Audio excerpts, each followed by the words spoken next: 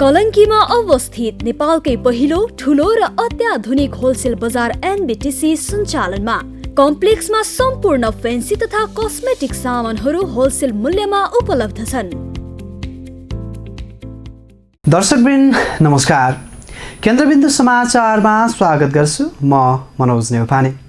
केन्द्रबिन्दु समाचारमा हामी दिनभरिका महत्त्वपूर्ण तथा खोजमूलक समाचारहरू सम्प्रेषण गर्ने गर्छौँ।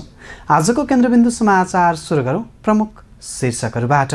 आगामी बैठकको एजेन्डा तय गर्दै सकियो नेकपा सचिवालय बैठक। अर्को बैठक मङ्सिर 3 गते बस्ने। जयनगर कुर्था रेलवे लिकमा रहेका क्लिपहरू चोरी। पुसदेखि जनकपुर जयनगर नियमित रेल सञ्चालनको तयारी। आर्थिक वर्ष 2076-77 कुल 11 अर्ब 39 करोड 95 लाख रुपियाँ बेरुजु। सबैभन्दा बढी बेरुजु स्थानीय तहमा। खेलकुद गतिविधि सञ्चालन गर्न अनुमति दिएसँगै खेलाडीहरू उत्साहित। पुरानो लयमा फर्किने वातावरण मिलाइदिन सरकारलाई आग्रह। र नेपालीहरूको दोस्रो ठुलो चाड तिहार सुरु। आज काग तिहार तथा धनतेरस पर्व। जस्तै परिस्थितिमा पनि होन्डा छ सधैँ तपाईसँगै। त्यसैले अब होन्डा हुनेछ तपाईसँग मात्र 1 रुपियाँको डाउन पेमेन्ट वा 1 रुपियाँको इएमआई वा 1% इन्ट्रेस्ट रेटमा। थप जानकारीका लागि यी नम्बरमा कल गर्नुहोस् वा माथि दिएको लिङ्क क्लिक गर्नुहोस्। होन्डा छ सधैँ तपाईसँगै। शर्माजी, चाउचाउ। कुन चाउचाउ? जसमा फाइदा छ। कसलाई फाइदा? हामीलाई कि ग्राहकलाई? तपाईलाई फाइदा हुने प्रीति चाउचाउ। फाइदा के छ यसमा? फाइदा चौध मसलाको स्वाद छ, मिठो मिठो याद छ, भोक मिटाउने ताकत छ, वर्षौंको विश्वास छ। बुझ्यो? प्रीति चाउचाउ, फाइदा हुने चाउचाउ। भोक लागेमा प्रीति खाऊ। केन्द्रबिन्दु समाचार सुरु गरौँ विश्वव्यापी महामारीको रूपमा रहेको कोरोना भाइरस सम्बन्धी अपडेटबाट। विश्वभर कोरोना भाइरस सङ्क्रमितको सङ्ख्या 5 करोड 32 लाख 5 हजार नागेको छ भने सङ्क्रमणबाट मृत्यु हुनेको सङ्ख्या 13 लाख 1 हजार नागेको छ। त्यस्तै विश्वभर निको भएर घर फर्कनेको सङ्ख्या 3 करोड 72 लाख 81 हजार नागेको छ। यता नेपालमा सोमबार कोरोनाका कारण 13 जनाको मृत्यु भएको छ। यो सँगै नेपालमा कोरोनाका कारण कुल मृत्यु हुनेको सङ्ख्या 1202 जना पुगेको छ।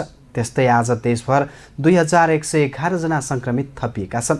यो सहित नेपालमा कुल सङ्क्रमितको सङ्ख्या 2,06,353 जना पुगेको छ। यस्तै देशभर सक्रिय सङ्क्रमितको सङ्ख्या 37,022 जना पुगेको छ। सोमबार 3,537 जना कोरोना सङ्क्रमण मुक्त भएका छन्। यससँगै कुल निको हुनेको सङ्ख्या 1,68,129 जना पुगेको छ। आजको पिसिआर परीक्षण 9,533 रहेको छ भने आजसम्म जम्मा पिसिआर परीक्षण 15,93,850 रहेको छ। आज काठमाडौँ उपत्यकामा 1,207 जनामा सङ्क्रमण पुष्टि भएको छ। आज मात्र काठमाडौँ जिल्लामा 919 जना, भक्तपुरमा 108 र ललितपुरमा 180 जना नयाँ सङ्क्रमित थपिएका छन्। यो सँगै उपत्यकामा कुल सङ्क्रमितको सङ्ख्या 95,016 जना पुगेको छ। अब पुरा समाचार। नेपालीहरूको दोस्रो ठुलो चाड तिहार आजबाट सुरु भएको छ। कार्तिक कृष्ण त्रयोदशीका दिनमा मनाइने काग तिहार पर्व आज बिहान यमराजका दूतको रूपमा कागलाई मिठो मिठो चिजबिज खान दिएर मनाइएको छ। हेरौँ एक रिपोर्ट।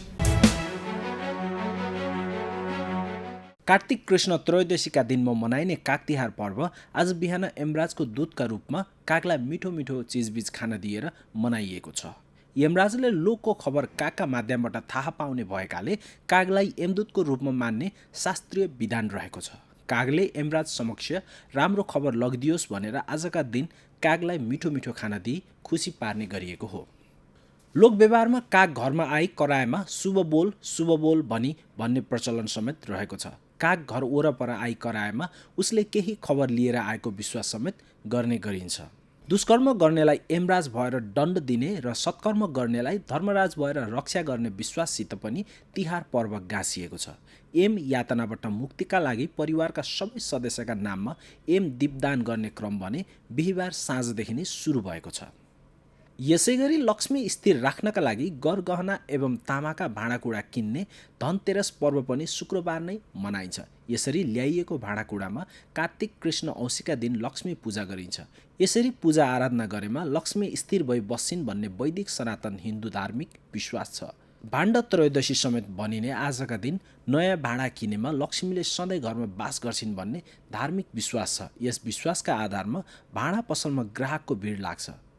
भाँडा पसलमा एक साता अघिदेखि नै तामा, पित्तल लगायतका धातुका भाँडा आकर्षक रूपमा साजसज्जा गरी राखिएको छ। बिहिबार मन्त्री परिषदले सुरक्षा मापदण्ड अपनाउँदै खेलकुद गतिविधि सञ्चालन गर्न अनुमति दिएसँगै खेलाडी उत्साहित भएका छन्। लामो समयको घरेलु अभ्यासमा दिक्क बनेका खेलाडी नियमित अभ्यासमा फर्किएर प्रतियोगितामा सामेल हुन आतुर देखिएका छन्। हेरौँ यो रिपोर्ट। करिब 9 महिना ठप्प बनेको खेलकुदलाई मन्त्री परिषदको पछिल्लो निर्णयले राहत मिलेको छ। सुरक्षा मापदण्ड अपनाउँदै खेलमा फर्किन अनुमति दिएपछि खेल पदाधिकारी र खेलाडी उत्साहित भएका छन्। शुक्रबार बिहान रङ्गशाला पुग्दा केही व्यक्तिगत स्पर्धाका खेलाडीले अभ्यास गरिरहेका थिए। बक्सिङ प्रशिक्षक तेजबहादुर थापा मगरले मन्त्री परिषद निर्णयले आफूहरू खुसी भएको बताए। हामी अत्यन्त उत्साहित छौँ हैन। तसर्थ यो कोभिडले साह्रै ग्रस्त पारेको हाम्रो नेपालको चाहिँ खेलकुदलाई अब हिजोको मन्त्री परिषदको निर्णयले हामी साह्रै उत्साहित भएका छौँ र अब बिस्तारै बिस्तारै जिल्ला स्तरीय, क्षेत्रीय, प्रदेश स्तरीय र राष्ट्रियसम्म जाने गरिकन सरकारको अथवा खेलकुद परिषदको, खेलकुद मन्त्रालयको नीति निर्माण भएर निर्णय भइदिए अझ हामी उत्साहित हुने थियौँ। उनले प्रशिक्षण गराइरहेका खेलाडी डोल्मा तामाङले पनि नियमित खेलकुद गतिविधिले खेलकुदमा उत्साह मिलेको र आउँदा दिनमा मेहनत गरेर राष्ट्र र व्यक्तिगत रूपमा सफलता हात पार्ने बताइन्। कोभिडको लामो समय धेरै ग्याप भयो नि त। अब बिचमा ट्रेनिङ गर्न नपाउँदा दुःख लाग्थ्यो। अब हामी प्लेयर मान्छे केही गर्नु छ नि हामीलाई त। अहिले चाहिँ फेरि फर्किन पाउँदा चाहिँ खुसी लागेको छ। अब गर्दै जाउँ, हेर्दै जाउँ, ट्रेनिङ राम्रो गर्दै जान्छ, के गर्ने सोच छ। सेमी कभर हलमा उसुका खेलाडी पनि अभ्यासमा फर्किन वार्म अप गर्दै थिए। सरकारको निर्णयले पुरानो अवस्थामा फर्किनका लागि कुनै सङ्कोच नहुनेमा उनीहरू ढुक्क थिए। अभ्यासमा व्यस्त मध्येका दीपक हमालले पुरानो लयमा फर्किन सरकारले खेलाडीका लागि वातावरणदेखि सबै पूर्वाधार व्यवस्था गर्नुपर्ने बताए। गेमहरू चाहिँ रोकिरहेको छ हैन। लगभग पुसदेखि हाम्रो जुन साउथ एसियन गेम सकियो त्यसपछि चाहिँ लगभग ट्रेनिङ नै भन्ने कुरो भएन। बिचमा 1-2 महिना भर्खर ट्रेनिङ स्टार्ट हुन लागेको थियो अनि हाम्रो यो कोरोना भाइरसको लकडाउनको कारणले लकडाउन भयो र त्यसपछि सबै गेमहरू स्थगित हुन पुग्यो। अब बाहिरतिर हेर्दा चाहिँ कस्तो छ भनेपछि बाहिर कन्ट्रीमा चाहिँ अब कोरोनाले चाहिँ विश्वभरि नै आतंकित बनाइरहेको छ। तर पनि बाहिर चाहिँ के हुन्छ भने सेफ्टी युज गरेर त्यो उनीहरूको ट्रेनिङ चाहिँ भइरहेको छ भने नेपालमा चाहिँ बन्द थियो। अब जुन हिजो भएको मन्त्री परिषदको बैठकले जुन अब खेलकुदहरू फेरि सुचारू गर्ने भन्ने त्यो चाहिँ राम्रो निर्णय भएको छ र खुसी पनि लागेको छ।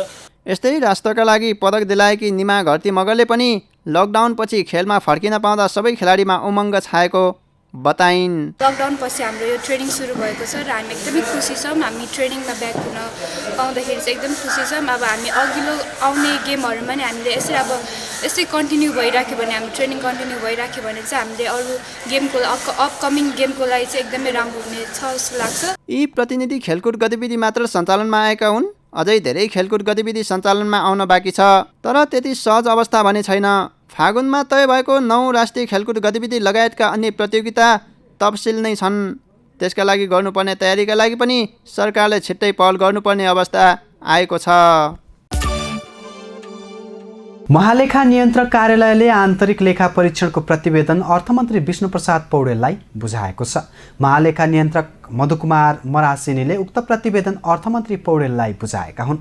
प्रतिवेदनमा आर्थिक वर्ष 2076-77 कुल 11 अर्ब 39 करोड 95 लाख रुपैयाँ बेरुजु देखिएको उल्लेख छ। हेरौँ यो रिपोर्ट। आर्थिक वर्ष 2076-77 कुल 11 अर्ब 39 करोड 95 लाख रुपैयाँ बेरुजु देखिएको छ। बेरुजु रकम कुल बजेट निकासा र खर्चको तुलनामा 1.045% देखिएको हो। आर्थिक वर्ष 2076-77 नेपाल सरकारका कुल 3176 कार्यालयको विभिन्न 14,368 कार्यक्रमको आन्तरिक लेखा परीक्षणको कार्य सम्पन्न गरिएको छ। एकीकृत प्रतिवेदन अनुसार कुल निकासा र खर्च 10 खर्ब 93 अर्ब 55 करोड 63 लाख रुपियाँ आन्तरिक लेखा परीक्षण गरिएको छ। त्यसैगरी आर्थिक वर्ष 2076-77 सबैभन्दा बढी बेरुजु स्थानीय तहमा 4 अर्ब 22 करोड 42 लाख रुपियाँ देखिएको छ। यसैगरी भौतिक पूर्वाधार तथा यातायात मन्त्रालयमा 1 अर्ब 84 करोड 4 लाख, स्वास्थ्य तथा जनसङ्ख्या मन्त्रालयमा 1 अर्ब 52 करोड 2 लाख, रक्षा मन्त्रालयको 98 करोड 90 लाख, राष्ट्रिय पुनर्निर्माण प्राधिकरणमा 60 करोड 6 लाख रुपियाँ बेरुजु देखिएको हो। आर्थिक कार्यविधि तथा वित्तीय उत्तरदायित्व ऐन 2076 अनुसार महालेखा नियन्त्रक कार्यालयले आन्तरिक लेखा परीक्षणको एकीकृत वार्षिक प्रतिवेदन तयार गरी प्रत्येक वर्षको कार्तिक महिनाभित्र अर्थमन्त्री समक्ष पेश गर्नुपर्ने व्यवस्था गरे अनुसार आफूहरूले प्रतिवेदन बुझाएको महालेखा नियन्त्रक मधुकुमार मरासिनीले बताए।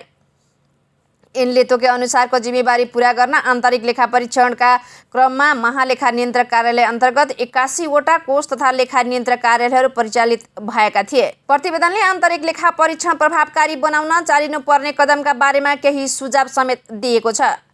उसले प्रचलित कानुनको पालनामा जोड दिनुपर्ने, प्रत्येक मन्त्रालय र निकायले आन्तरिक नियन्त्रण प्रणाली तयार गरी लागू गर्नुपर्ने, खरिद र ठेक्का व्यवस्थापन कार्य प्रभावकारी तुल्याउनुपर्ने, सम्बन्धी पदाधिकारीहरूलाई थप जिम्मेवारी तुल्याउनुपर्ने सुझाव दिएको छ। त्यसैगरी आर्थिक कारोबार गर्ने कर्मचारी र आन्तरिक लेखा परीक्षकको प्राविधिक ज्ञान र क्षमता अभिवृद्धि गर्नुपर्ने, एकल कोष खाता प्रणालीको सुधार र स्तर उन्नति गरी प्रतिवेदन प्रणाली प्रभावकारी बनाउनु पर्नेमा सुझाव दिएको छ। 35 किलोमिटर मार्ग निर्माण सम्पन्न भएपछि नेपाली रेल जनकपुर आइसकेको छ, तर औपचारिक उद्घाटन अझै हुन सकेको छैन। तर रेलवे लिकमा रहेका क्लिपहरू भने चोरी हुन थालेका छन्। यसै विषयमा हामीले तयार पारेको यो रिपोर्ट हेर्नुहोस्। धनुषाको कुर्थाबाट महोत्तरीको बिजलापुर हुँदै बर्दिवाससम्मको 69 किलोमिटर रेलवे लिकको निर्माण कार्य जारी छ। 35 किलोमिटर मार्ग निर्माण सम्पन्न भएपछि नेपाली रेल जनकपुर आइसकेको छ, तर भारतको जयनगरदेखि धनुषाको कुर्थासम्म चल्नुपर्ने रेलवे लिकको क्लिप गायब हुन थालेको छ। रेलवे लिकको क्लिप चोरेर कवाडमा बेच्ने गरेको पाइएको हो। एउटा क्लिपमा आधा केजी भन्दा बढी फलाम हुने गरेको छ र अहिलेसम्म करिब 600 वटा क्लिप चोरी भएका छन्। धनुषाको खजुरीदेखि महिनाथपुरसम्म धेरै क्लिपहरू चोरी भएका छन्। चरीचरण गर्न आउनेहरूले क्लिप निकालेको हुन सक्ने स्थानीयहरूको भनाइ छ। 2 महिना अघि नेपाल ल्याइएका 1 इन्जिन र 4 वटा बोडी रहेको रेलका 2 सेट अहिले सुरक्षित राखिएको छ। गत महिना भारतबाट रेल आएसँगै नियमित सञ्चालनका लागि जनशक्ति व्यवस्थापन, कानुन निर्माण, आवश्यक पूर्वाधार लगायतको तयारी भइरहेको छ। कोभिड-19 सङ्क्रमणका कारण तत्काल रेल सञ्चालन गर्न नसकिने भए पनि स्थिति सहज हुनासाथ जनशक्ति व्यवस्थापन गरी सञ्चालनका लागि तयारी भइरहेको नेपाल रेलवे कम्पनीले जनाएको छ। सरकारले सङ्क्रमण नियन्त्रणका लागि सीमामा आवत जावत रोकेकाले अन्तर्देशीय रेल सञ्चालन गर्न नसकिने कम्पनीका महाप्रबन्धक गुरु भट्टराईले बताए। तत्कालका लागि देशभित्रै मात्र पनि रेल सञ्चालन गर्न सकिने, तर त्यसका लागि जनशक्तिको आवश्यकता परेको उनको भनाइ छ। आउँदो पुसको राम जानकी पर्वका अवसरमा त्यस क्षेत्रमा रेल सञ्चालन गर्ने गरी छलफल भइरहेको उनले जानकारी दिए। रेल सञ्चालनका लागि प्राविधिक, प्रशासनिक, कानुन लगायत समूहबाट झन्डै 150 कर्मचारी आवश्यक रहेको बताइएको छ। रेल चलाउन दक्ष जनशक्ति भने भारतीय हुनेछन्। कम्पनीले रेल सञ्चालनका लागि 26 जना भारतीय कर्मचारी ल्याउन रेल निर्माण गरेको त्यहाँको सरकारी कम्पनी कोनकानसँग कुराकानी भइरहेको बुझिएको छ। अहिले तत्काल नेपालमा रेल सम्बन्धी कानुनको समेत अभाव छ। रेलवे सम्बन्धी ऐन 2020 पुरानो भएकाले नयाँ विधेयक संसदमा पेश हुँदैछ। रेल सञ्चालनपछि त्यस क्षेत्रका जनता र व्यापारीलाई यातायातमा सहज हुने अपेक्षा गरिएको छ।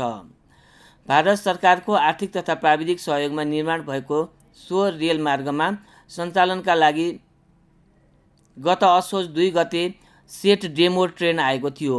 सो रेलमा 1200 देखि 1300 सम्म यात्रु बसेर र उभिएर यात्रा गर्न सक्ने रेल विभागले जनाएको छ। दर्शकवृन्द, अब आजको टप 1 न्युजको पालो। लामो समयको रस्साकसीपछि नेकपाको सचिवालय बैठक आज शुक्रबार बसेको छ। शुक्रबार केही बेर बसेर सकिएको बैठक आगामी मङ्सिर 3 गतेसम्मका लागि स्थगित गरिएको छ। हेरौँ पुरा समाचार। लामो समयपछि बसेको सत्तारूढ दल नेपाल कम्युनिस्ट पार्टी नेकपाको सचिवालय बैठक मङ्सिर 3 गते अर्को बैठक बोलाउने निर्णय गर्दै सम्पन्न भएको छ। शुक्रबार प्रधानमन्त्रीको सरकारी निवास बालुवाटारमा बसेको सचिवालय बैठकले मङ्सिर 3 गते अर्को बैठक बोलाउने र छलफलका लागि कार्यसूची बनाउने निर्णय गर्दै सम्पन्न भएको हो। पार्टीमा उत्पन्न सङ्कट समस्या र समाधानका लागि कार्यसूची बनाएर छलफल गर्ने निष्कर्षका साथ बैठक सकिएको नेकपाका प्रवक्ता नारायण काजी श्रेष्ठले जानकारी दिए। साथै आजको बैठकमा कार्यकारी अध्यक्ष पुष्पकमल दाहाल प्रचण्डले पार्टीमा देखिएको सङ्कटका विषयमा तयार पारेको राजनीतिक प्रतिवेदन सचिवालय सदस्यहरूलाई वितरण गरिएको छ। पार्टीभित्र देखिएको पछिल्लो सङ्कटका विषयमा प्रचण्डले प्रतिवेदन तयार पारेको प्रवक्ता श्रेष्ठको भनाइ छ। त्यस्तै स्थायी कमिटी बैठकपछि जारी गरिएको अन्तर्पार्टी निर्देशन पनि अध्ययनका लागि वितरण गरिएको उनले बताए। आजको बैठकमा यसअघि सचिवालय बैठक बोलाउनका लागि प्रचण्डले गरेको आग्रह र सचिवालयका बहुमत सदस्यले पेश गरेको लिखित पत्रका विषयमा पनि छलफल भएको थियो।